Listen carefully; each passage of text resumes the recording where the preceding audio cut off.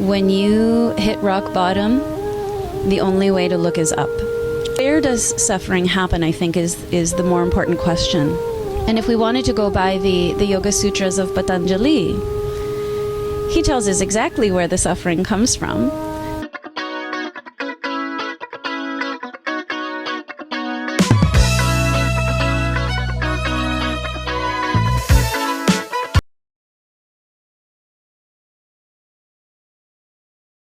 Hello. Hi. Welcome to the Phoenix Path podcast. Thank you. Thank you so much for joining me and for coming on. This is the second one that I'm doing related to yoga and meditation and bhakti, and I'm very excited. Thank you. Yes. I've been looking at your page and the kirtan that you do for a very long time, and I've always wanted to kind of join, but I haven't been able to kind of figure out my schedule with yours and how everything's worked out. But when I started the podcast, I was like, I want to invite her. Oh, wonderful. I'm so excited. Yeah, so I'm excited to have you here. We'll start off a little bit with what it is that you do, and I'll have you explain a bit about what kirtan is. Okay. So to start, what is kirtan? Yeah. So it can be considered many different things to the different people who practice it. Okay. So in yoga, it could be considered a practice to help calm the mind. So it could be Raja Yoga, which is yoga that channels the mind in order to realize the self. Mm-hmm. It could be considered mantra yoga, right? Mm-hmm. Because you're chanting sacred syllables that are again there to mantra is made of two words, manas and tra. Manas meaning mind, tra to transcend or protect. So we're, again, working with the mind. It could be considered japa, meaning the repetition of mantras, because kirtan is a repetition of mantra over and over and over again. Why? To calm the mind. Mm-hmm. It could be considered nada yoga, which is the yoga of sound, because we're making a sound. We're making a joyful sound. And then if we bring that joyful piece into it, then it could be considered a component or technique of Bhakti Yoga, which is the yoga that channels emotion in order to realize the self. So on the outside, looking in, it looks like chanting one, and in the way that I do it, it's not the way that everybody does it, but it's the way that I do it, where I call out the mantra, and then those who are participating respond with the same one. And in that way, it's like this wonderful give and take kind of meditation. We do it with live music, so that it's uplifting of the emotions. The other component of bhakti is that it is a path which is of love and faith and trust and devotion. And so the mantras could be those kinds of mantras. So it could be all of these things, but it could also be pranayama. So it could be a breath practice, because as the person calls out the mantra, they're exhaling, and then as the audience or whoever is participating calls it back, they're exhaling, and it's this back and forth breath practice as well. So it's a lot of things, and it's just something that we absolutely love doing. I play the harmonium, and my husband Anton plays the djembe drum. And together we make music and chant in groups. Okay. I don't know the correct word, but I would say I'm most connected with Bhakti Yoga. I understand, and I like when you, like you said, right? It's a give and take. You chant God's name and they chant back, and it's the mantras and the positivity that's flowing. So I'm glad to hear that it's not just, and it's also like, from what I've noticed so far, it's more than just the South Asian population and more than just the Indian population that's now learning more about yoga and bhakti and meditation. So it is very nice to see, and it's just a very fulfilling overall journey. So in terms of mantras, where did your journey start? Did it start from yoga into meditation into kirtan, or did it start from bhakti? Where did your journey start? Where did my journey start? I think I had a number of touch points to lead me to where I was. And one of the touch points was asana. Okay. Because, growing up in the West, doing the physical practice of yoga was attractive to me when I learned about it, because I'd heard, oh, this can be healing, this can help me physically. So this was my first introduction to yoga. And then there was this other moment of my life where things were really, really, really bad. Things were not going well. I was deeply depressed. I had gone through something that, for me, was very traumatic. And my cousin she handed me a CD. So I'm aging myself. She gave me a CD, and she said, just play this. Okay. And I put it in my car, and I would listen to this CD driving to work and back home. And I didn't know what it was. So I played it, and it was this very slow, repetitive chant. And it was so even, and it was a group of people singing and chanting. And I just found it so comforting and calming that I listened to it and I cried, on the way home from work. And later, I found out what it was. And it was mantra chanting, and the words were Om Namah Shivaya.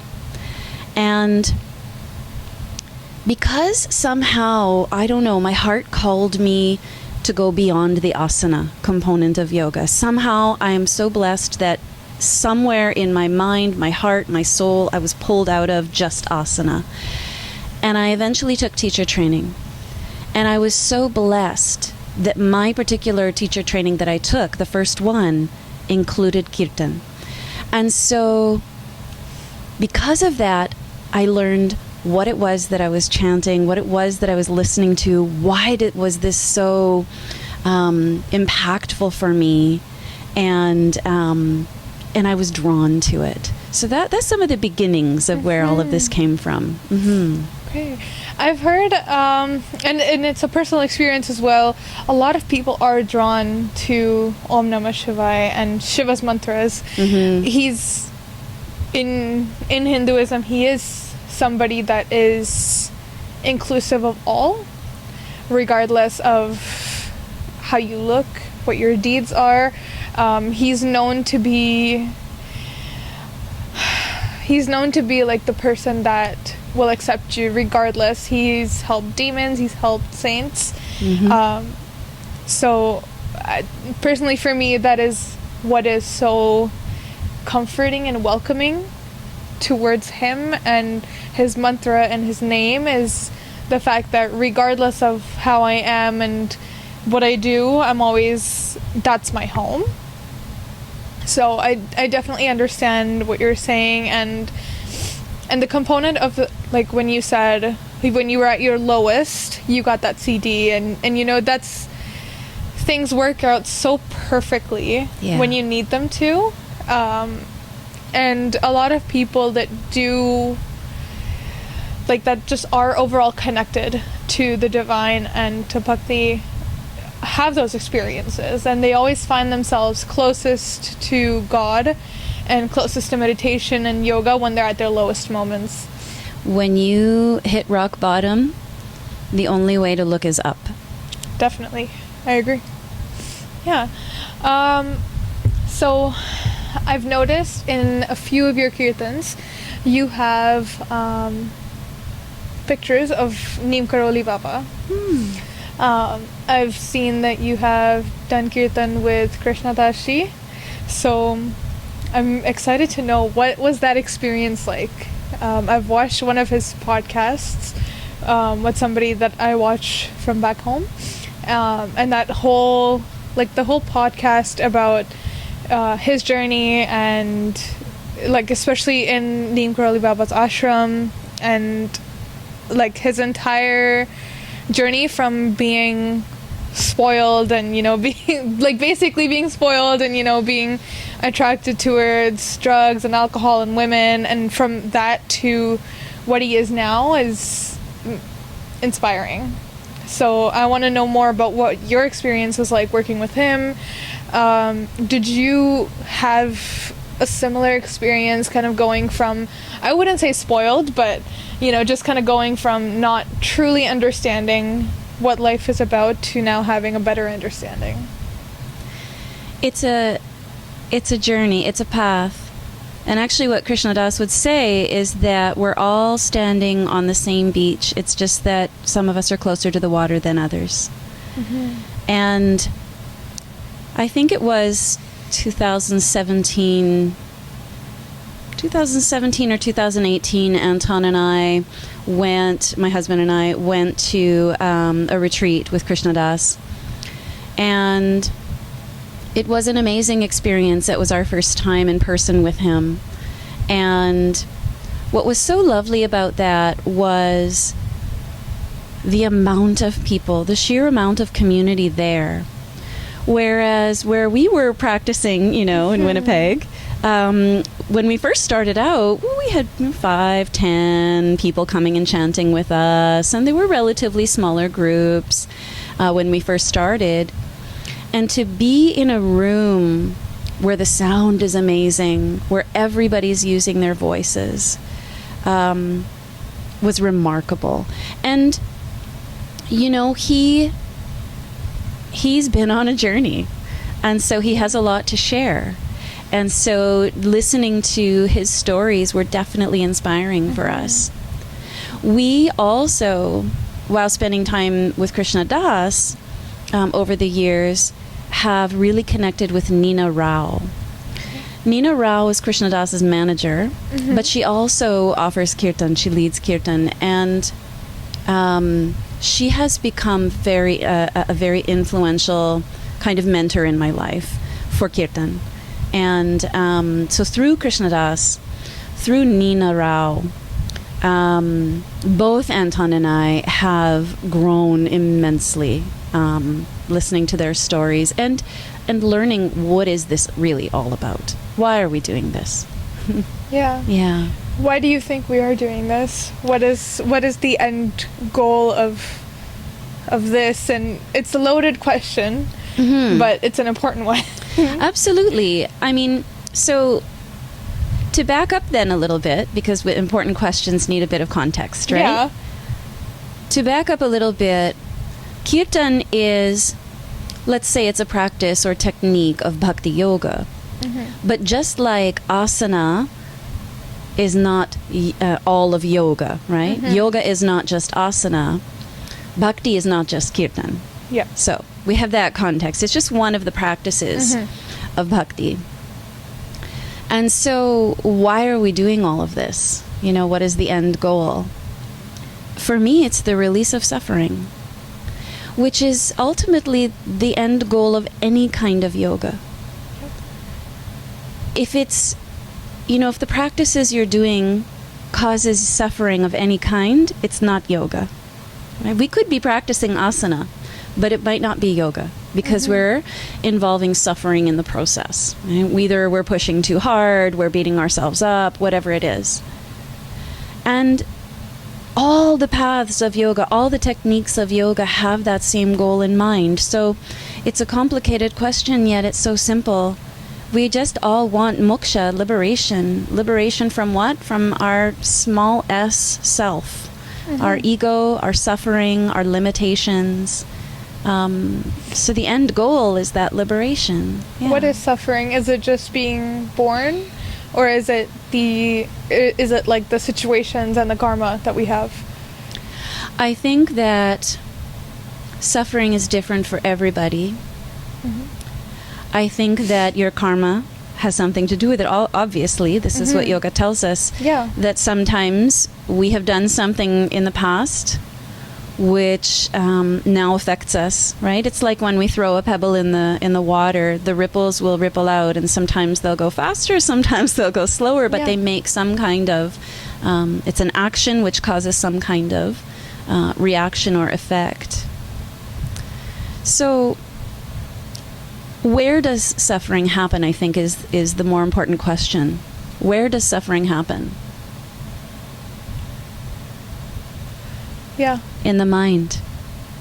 So who causes the suffering? Self. The self. And the self is still the small s self, right?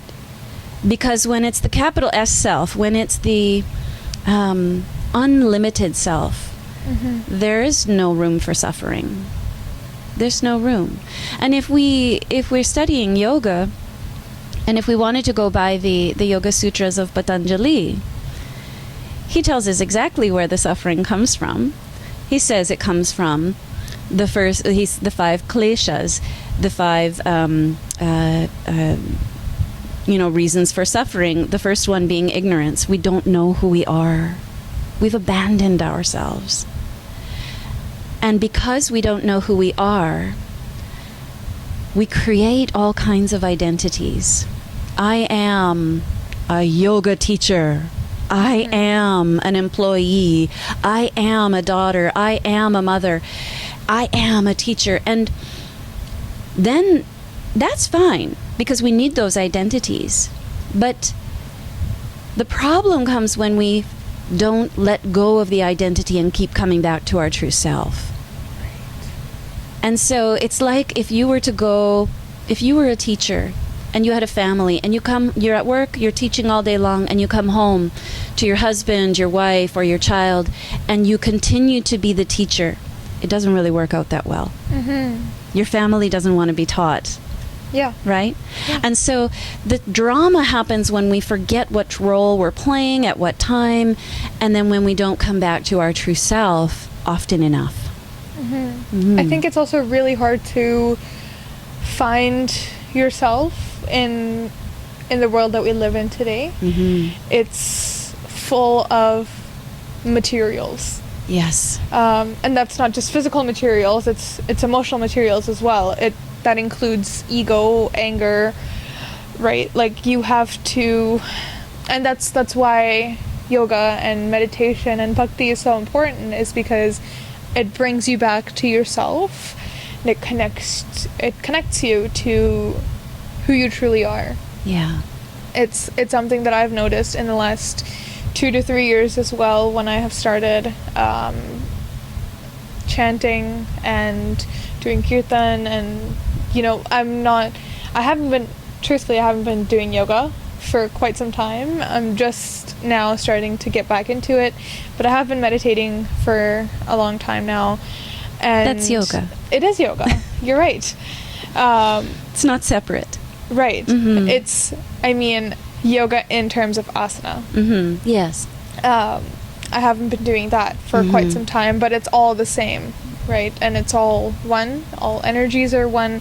But the ability to be able to recognize that is what brings you back to yourself. Yes. Right? Yes. So, and also being able to recognize who you are will help you go from the small s that you were talking about to the big S. Yeah. Right? So letting go of anger, jealousy, ego. The key words you said is letting go. Yeah. Yeah. Just being able to, and it's not just the emotions. I feel like people also now, and it's not just people, I'm guilty of it sometimes too. Everybody is. We're humans. This is the world that we live in. People are very, very used to, going to work, coming home, getting money, paying your bills, and living in a family life. And that's great. You should do that. And real, I don't want to say bhakti, but real devotion truly comes from living in the material world that we're living in and still connecting with God. Yes.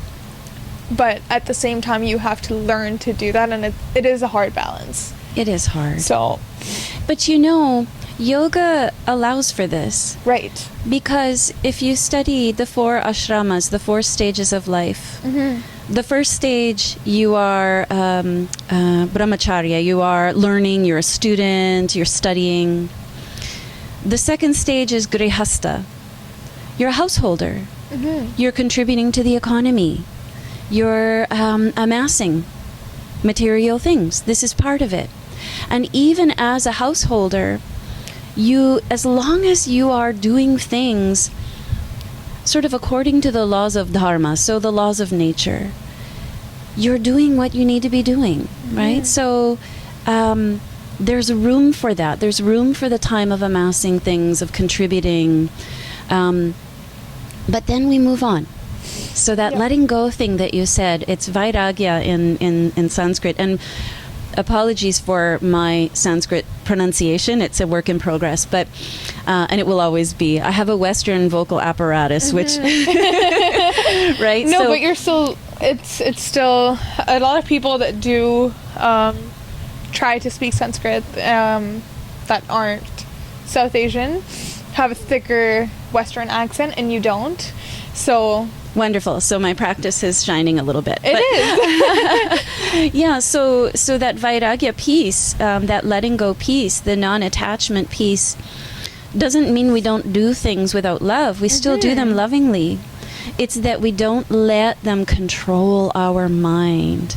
Like you said, we have to live in this world, and what happens living in this world? It's multitasking. There is sensory input from every corner, and we get pulled if we're not, careful.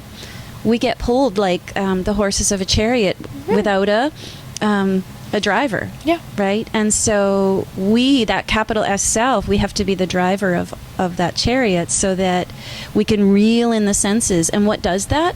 The practices. Kirtan does that, reels in the mind. Asana does that, pranayama, meditation. It all reels everything in so that we can start to sense, well, what is my true self? What is my purpose? Can I slow down and be quiet in a world that is very noisy? Can I listen to the inner voice instead of the inner noise? Yeah, and the part that you mentioned about the chariot just reminded me, there is a picture that comes out of the Bhagavad Gita with the 7 horses and Krishna on the chariot and Arjun sitting behind him. And Arjun is the self that we are in this life. Krishna is our mind and the self that we are striving to be, and the 7 horses and the chariot is life. And the senses. And the senses. Right? And Arjuna, what happens in the beginning of the Gita? He's having an existential crisis. He's having a panic attack. Yeah. Anybody know how that feels? He's us. He's us, right? And he is this decorated warrior. He is the best warrior in the world in this story. And yet there he is, and he forgot who he was. So that's a representation of us forgetting ourselves. And Krishna is that capital S self. He is that teacher. He is the guru telling us yoga right there on the battlefield. And the battlefield is our mind. Yeah. Yeah. And there's a difference between dharma and your karam and your mind, right? It's one of the main things that I take with myself from the Gita is when Krishna said to Arjun, don't listen to your mind. That's what will mess you up. Because and we were talking about this like in a current world sense. I was talking with a fitness coach and a nutritionist. She was here this weekend, and we were just talking about, eating to just be full, and then if you want to eat anything more after that, you're not hungry. Then you're not hungry, right? You just want to eat, and that's what's messing you up. Yeah. Right. So it's not listening to the mind, not listening to the heart when they say, this is what I want to do. Yes. You have to learn to put your wants aside, and we're all learning. I'm learning to do that, and I'm sure I can't speak on your behalf either, but I'm still learning. it's human nature, right? Because we're born in this world in this way. We're born here to fulfill our duties, but at the same time, we have to be mindful of the way that we fulfill them. That's right. It's all about the awareness. It is. One of the teachers that I've come across in the last couple of years always jokes about how we are all devoted to something. Some of us just don't know it. And some of us are devoted to that little device in our hands. Yeah. Right? And some of us are devoted to the fridge. That square rectangular box that has just all kinds of things in it. And when we aren't aware, we're just going. But then when we practice things like kirtan and chanting, the idea is the repetition brings you back over and over and over again. So I can be leading a chant and playing my instrument and chanting back and forth, and I will find myself going, oh, I wonder where that one person was who was here a couple of kirtans ago. Oh, I wonder if she's okay. We're going to have dinner tomorrow. And I'm chanting. Come back. And I love it when that happens, because the moment I realize that my mind has gone over there is the moment that I'm back here. And then I celebrate, because there's that awareness again. Hello, welcome, awareness. So happy to have you back again. Yeah. It's like with awareness as well. I was watching this video. I'm not sure if you've seen him online, Bhavesh Yuj. No. He talks a lot about spirituality. He's like a spiritual, I wouldn't call him an influencer, but content creator. And he was talking about what karma is and how we have he basically drew a diagram of somebody that was holding bows and arrows. So he had bows in the back, and he's explaining that we have our past karmas and all the baggage that we have as bows, and when we pull it out and we put it on the bow, that's our present, and where we aim it after that is our future karma. That's up to us. Right. So I found that it was very eye-opening to kind of see that and bring myself back in the moment, like you said, right? And just be like, okay, well, these are the cards I've been dealt, these are the arrows I have, where I point them and shoot is up to me, right? And there's multiple moments like that. It's, being a student and working and with the podcast and everything, life throws curveballs at you all the time. That's your karma. Yeah, right? and the arrows are misfired. Exactly. Many times. For sure. But if we talk about bhakti, it doesn't mean that we're just sitting there in, doing nothing. Because bhakti goes hand in hand with karma, with action. And so we do, and this, since we were talking about the Bhagavad Gita, the main message of this is do what there is to do in front of you. Do the work. That's the karma. When things go in your way, gratitude. That's the bhakti. When things don't go your way, that's jnana yoga. We learn the lesson from it. And then vairagya, we let that go and keep moving forward, right? Yep. Yeah. Yeah, there is that concept as well. But I go to satsangs every weekend, and the main point that I've taken from that is being grateful whether or not things go your way. Yes. Right? Because at that point, you've done all you needed to do, and you've left it up to the divine. And yes. Because they know best. You don't know. That was the lesson you needed. So thank you for the lesson. Exactly. Thank you for it going my way, or thank you for the lesson. Thank you for the lesson, right? Either way, being grateful and knowing that whatever you're doing is your best, and when you come back, you're still just as devoted, and you're still chanting God's name, and you're still doing your duties. It's like holding hands with the divine through your whole life. I agree. Yeah. Yeah, and it is such a fulfilling experience knowing that your hand is being held by the divine and it's so safe. And a lot of people may be able to even relate to that when, like, if they have a similar experience, it's a different feeling.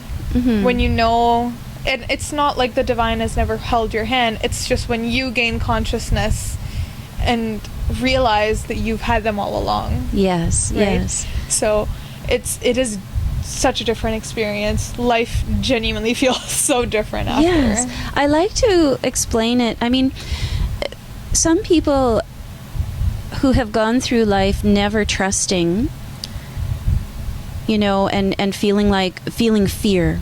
People who have gone through life feeling fearful, and their worldview is very fearful. It's really hard to trust after that.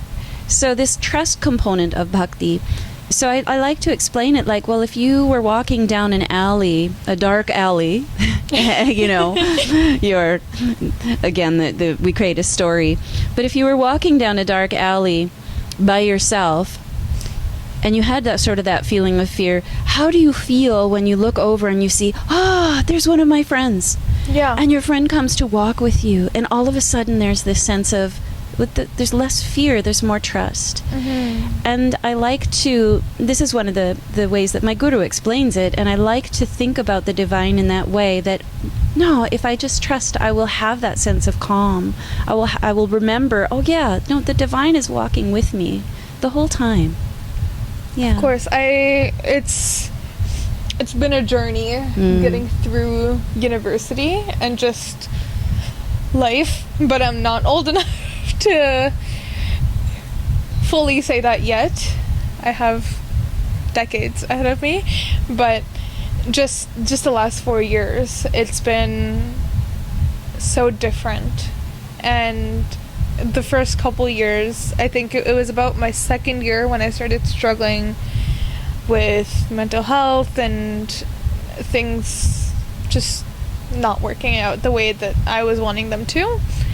But it was around my third year when I was like, okay, regardless of what is happening, regardless of whether I'm getting these courses or not, and when I'm graduating, at the end of the day, I know that I'm doing my best, and I know that the divine is watching out for me. Yes. So my timing is not my timing is God's timing. Yes. Right? And just being able to recognize that is truly what will put you above everything else. Yes. There's that saying, right? You make plans and God laughs. Yeah. And it's a funny saying, but it's so true. Yeah. Okay, thank you so much for joining me and the rest of us. This was a great time. This was such an amazing conversation. Agreed. There's so much more for us to talk about, but I'm sure we'll find another time. I would love that. So thank you so much for coming. Thank you. I want to end off with a chant. So you lead the way. Ending with a chant. You know, I like to keep it simple because we simplify to fly. The chant that I end every single, or the mantra that I end every single practice that I teach or practice is, in English, it means, may all beings be free, and may my thoughts, my words, and my actions in some way contribute to the happiness and freedom of all beings. It's 4 words, and it goes like this. Loka samasta sukhino bhavantu. Thank you. Thank you so much.